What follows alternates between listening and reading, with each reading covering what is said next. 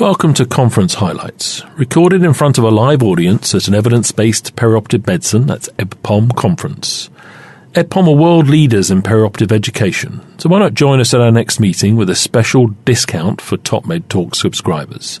Look us up on www.ebpom, that's EBPOM.com. Top Med Talk. I'm first going to introduce Chloe Grimmett, who is a behavioural scientist from Southampton, and she's been working very closely with the Fit for Surgery team in Southampton with a behavioural intervention, which is part of our randomised WestFit prehabilitation trial. So, with no further ado, Chloe. Okay, good morning. Firstly, thank you for inviting me to talk to you today. As Denny said, I'm a behavioural scientist. I'm based at Southampton. And I've got a split role at the moment, so I'm a senior research fellow in the Macmillan Survivorship Research Group at Southampton Uni, and I also work on a NIHR postdoc fellowship, and in between all that I support Sandy Jack and the team at Southampton in the Fit for Surgery study. So I'm going to talk to you a bit about how we've gone about introducing behavioural science into the perioperative world. I'm sure most of you are aware, as we've already heard, that in the last few years there's been emerging evidence for the role of exercise prehabilitation, and I'm talking today particularly about cancer. That's the area within which I've worked since my PhD. So there was a systematic review recently, just published this year, which suggested there's now convincing evidence that prehabilitation exercise prior to cancer surgery can reduce hospital length of stay, post-surgical complications, and improve or maintain functional capacity. And there's also some emerging evidence about the potential for this to impact on tumour regression. So this is all very exciting, and over the last few years there's been a lot of evidence emerging in this area, but almost exclusively the focus has been on mechanisms of action and the physiological outcomes associated with prehab exercise. As a behavioural scientist, I'm interested in the potential for impact on psychological outcomes and also around patient behaviour. So as Denny suggested, might these preoperative exercise interventions not only initiate exercise during that particular period of time while they're doing the preoperative exercise, but could this lead to longer-term behaviour change? And we know that patients who are waiting for cancer surgery, it's an incredibly stressful time for them. They often feel they don't have much control over the situation at that time. There's a lot of fear and anxiety and psychological stress. I'm sure I don't need to tell any of you guys about it. You work with these patients all the time. I should also say I'm not a clinician, so don't ask me any tricky clinical questions. So my exercise, my involvement in these prehab exercise settings, might this have some sort of impact on those psychological outcomes? And might it also motivate people to exercise beyond their cancer surgery? Most of the evidence has been almost exclusively, really, in the physiological outcomes. There's been a couple of studies now that have looked at some qualitative data in this area. The Fit for Surgery team at Southampton, who I'm sure many of you are aware of, they did some qualitative work with some of the patients who'd been involved in one of their exercise prehab trials. And they wanted to talk to the patients about their experience of being involved in this study and what impact it might have on their quality of life. So it wasn't the primary outcome, but it was something they looked at later on. And some of the really commonly emerging things that came out from that was that patients talked about having an increased sense of vitality, they had a much more positive attitude to what was going on, and they had a strong sense of purpose. And this feeling of having an increased sense of control was really important. So this quote here on the right talks about this patient who says, "It helps me feel like I'm taking control and doing something for myself." So at a time when they're being done onto very much, this gives them an opportunity to take a bit of control themselves. So in another qualitative paper, the Fit for Surgery team wanted to talk to people about their experience of actually doing the exercise and being involved in it. I'm sure many of you know that the Fit for Surgery school have got some absolutely fantastic adherence rates to their prehab exercise trials. They average, I think, Sandy, around 96%.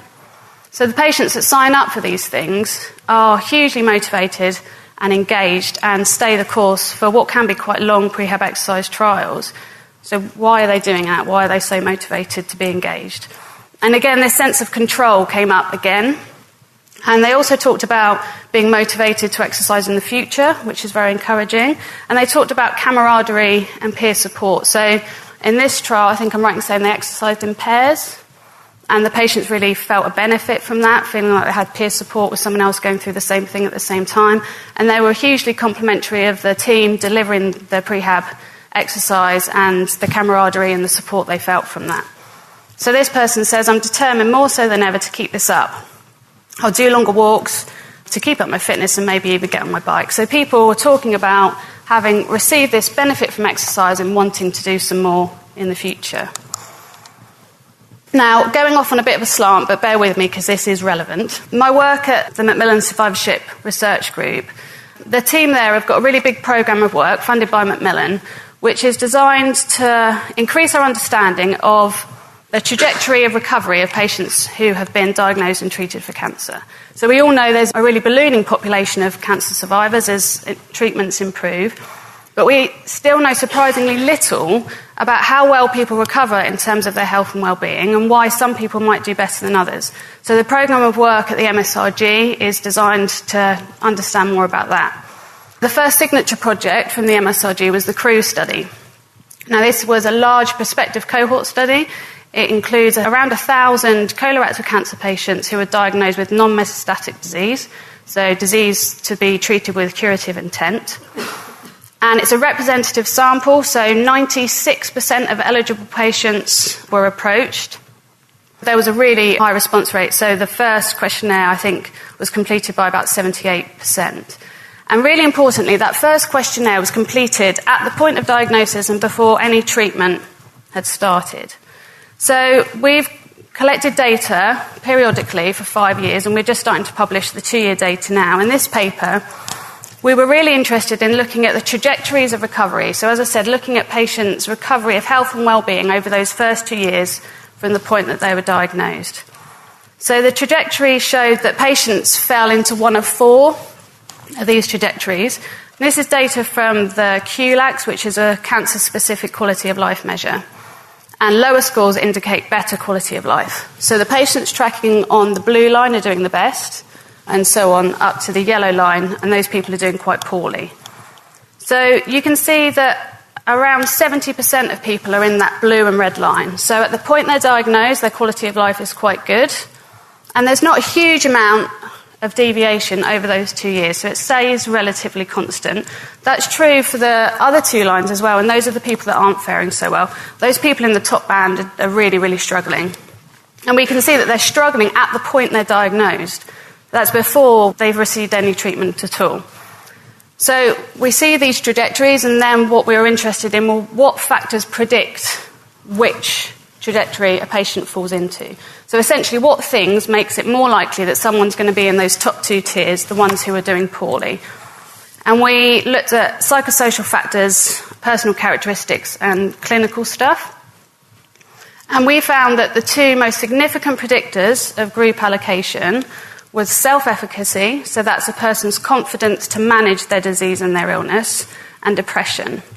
And that stands true even after controlling for personal characteristics like age and gender, but also their disease and treatment characteristics. So it doesn't matter what stage of disease they were, it doesn't matter if they ended up with a stoma, it doesn't matter if they got chemo-rad, or just surgery. Confidence and depression were some of the key predictors of how well people did over the time course. And importantly, we know that self-efficacy is something that we can change. So people who are struggling, we can potentially help them to improve. So that really sings to this prehab exercise notion. So if we can support patients right at the point of diagnosis, which is where the pre-operative exercise stuff comes in, then maybe we can also support their health and well-being afterwards. Okay, so what about behaviour change? So I'm a behavioural scientist. This is the stuff that I'm particularly interested in. We know that while these prehab exercise trials that have been conducted so far, they've been almost exclusively in hospital-based settings. So it's highly supervised in a hospital over a given period of time. And we know that despite the fact that there's really encouraging evidence there, we know that that's not sustainable in the NHS. We need some kind of alternative method for delivering these interventions, be it in the community or as a home-based trial. Now, acknowledging that, the Fit for Surgery team came up with this trial where they looked to start patients with a prehab exercise program in hospital and then transitioning them into a home-based setting. So they start off in hospital and then they're given a program to do when they're back at home. Now, the adherence rates for that went from 96% when they were in hospital and supervised to 8% when they went home, which was obviously a bit disappointing for the team, I'm sure. And also it's a case of, well, we know the patients are motivated. They're doing it in hospital. We've seen the qualitative evidence that they really feel the benefit of what's going on. So why the drop-off? So while the team at Southampton were scratching their heads about this, Sandy, Jack and I had a chance meeting at the hospital at Southampton where we were both presenting our work, and we started to talk a bit about how we might include behavioural science into some of the future studies. So, as I said, my background has been in developing interventions for cancer survivors, so I've been, up until now, very much involved in patients after they finish their treatment. And there's been a lot of research in this area over the last 10 years. So we have some pretty solid evidence now that we can develop interventions in all sorts of settings which are effective in changing patient behaviour to increase their exercise once their treatments have completed. So we've got evidence for home-based settings, web-based interventions, individual, peer support. They can all work. And there's been some fairly recent systematic reviews that have showed some pretty decent effect sizes in affecting short and medium-term physical activity behaviour. And importantly, the interventions that had some kind of theoretical underpinning, so that were informed by behavioural science, seem to do best. I essentially started talking to Sandy about how we can move some of the learning in this area into the preoperative setting. And what we saw in that trial where the patients were trying to go from this supervised exercise setting to the home-based setting, they left with a spring in their step. They left wanting to exercise at home. So they had the intention to do that, but it didn't happen. They didn't manage to do the exercise independently. And we've all been there. We've all seen in our own lives this intention to behaviour gap. So we intend to do something, we're really motivated, we know it's a good idea, but something gets in the way and the behaviour doesn't happen. And this is where the behavioural science can come in to try and understand that gap and bridge that gap. So I think it must have been early 2016, the team at Southampton, led by Sandy Jack, secured a £1.6 million NHS England service transformation bid. And this gave them the opportunity to develop a 4-armed RCT to embed within a service transformation. If you want a lot more detail about that, I'm sure Sandy and the team will be happy to talk to you about it later. I'm just going to give you a brief overview. So there's 4 arms to the trial. There's the control group, or the standard care. Group 2, they receive exercise alone, but this is in a community setting, so this is in local community gyms. Group 3 receive psychological support, and that comes from Wessex Cancer Trust wellbeing centres. And then Group 4 receive both exercise and psychological support. And my job was to find a behavioural intervention that we could embed within the exercise elements of that trial to try and support patients to maintain the exercise when they're in this community setting, and also to hopefully give them the impetus to exercise after the trial has finished, in as much as the supervised exercise element has finished. So it needed something that was pragmatic. We needed something that didn't involve a huge amount of training for the people delivering it, and we needed something that wasn't overly burdensome on the patients. Now, I don't know how many of you have come across the Making Every Contact Count initiative. Has anyone heard of that? Yeah, quite a few of you. So this was the brainchild, if you like, of Public Health England, NHS England and Health Education England, and it was their effort really to try and address this public health crisis we have of people having poor lifestyle habits. They developed, or an intervention was developed to support health professionals across the board, anyone who's interacting with patients or clients, to try and use those encounters as effectively as possible to try and promote behaviour change. Now, the crux of that intervention is something called healthy conversation skills. And that was developed by someone called Professor Wendy Lawrence, who also happens to be at Southampton in the MRC unit. And they developed this intervention that draws on behavioural science. So it draws on motivational interviewing, which some of you might have heard of. But most of all, it draws on Bandura's social cognitive theory, which is essentially this notion of self-efficacy. That's the real core component of it. So if you can increase people's confidence and give them a real sense of autonomy over what they're doing, then you might have a better chance of them doing it. And this is really shifting the balance from being given an exercise program and told what to do, how to do it, and when to do it, to asking the patients what they want to do and how they want to do it, and to make sure they think about any barriers that might come up. So it's really about fostering this sense of empowerment and doing that through problem solving, self-directed, graded goals and action planning, which in plain English basically means the person becomes a facilitator, talks to the patients about what they want to do, what are their goals. So it might be that someone just wants to get fit enough to get back to playing with their grandchildren or getting back to cycling, whatever it is that they want to be doing. That's their ultimate motivator. It has to be relevant to them in their day-to-day life. And they have to think about how they're going to go about doing that and think about what they're going to do if things get in the way. So the person delivering this training, is asking a lot of questions and doing a lot of listening and doing very little directing. So it's all about encouraging the patients to find their own way. So the training itself is delivered in 2 half days, spread over a couple of weeks usually in a group setting.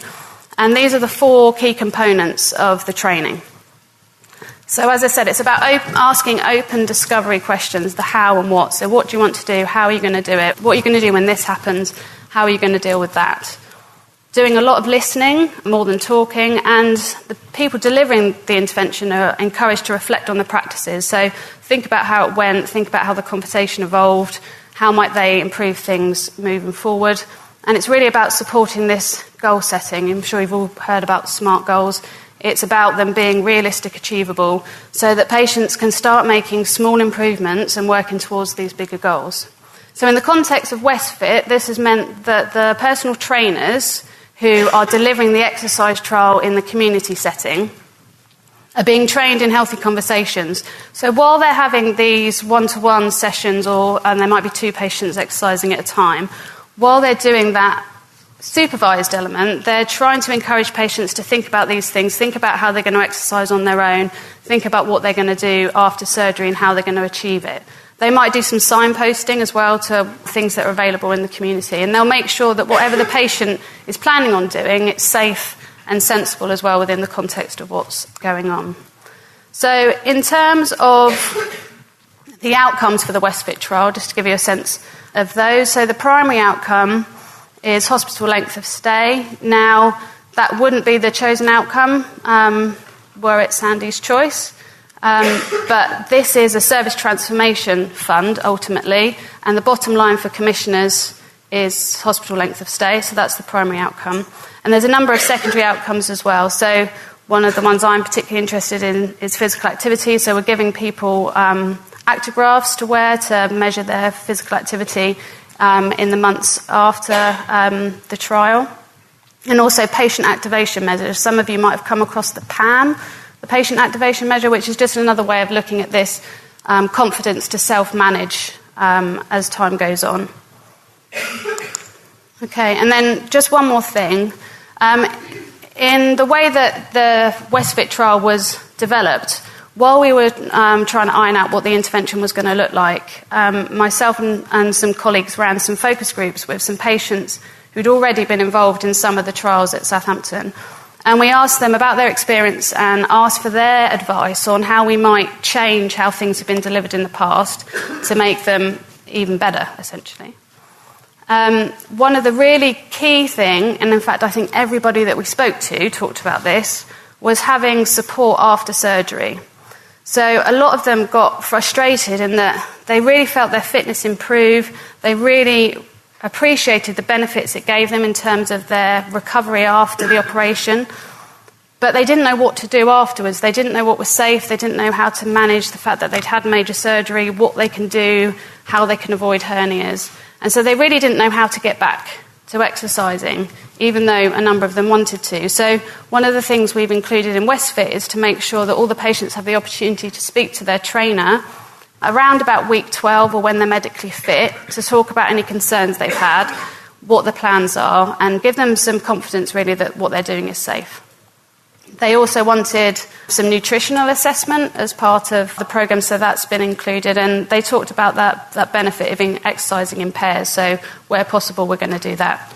And at the end of the trial, well, actually after 30 patients in, we're going to start a process evaluation where we're going to talk to patients who've been involved and see how it's going, and talk to the staff delivering the programme, and then we're going to do a process evaluation at the end.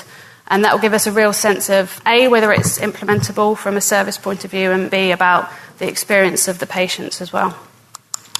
Okay, that's it from me. Thank you very much. Top Med Talk. Nick Majerison here. Thank you for listening to Top Med Talk. Now, make sure you've subscribed to Top Med Talk on your podcatcher or however it is that you're listening to us at the moment. And you're spoiled for choice. We're on pretty much every single podcast platform you could think of. So make sure you've subscribed. Make sure you've engaged with us on social media, Twitter, Facebook, LinkedIn, YouTube. And make sure you've signed up for our email updates on topmedtalk.com. If you get yourself there, you'll find a website that contains all of the podcasts that we've ever done, and it gives you the chance to sign up for our email updates. That way we can always get in touch with you and tell you what we're up to.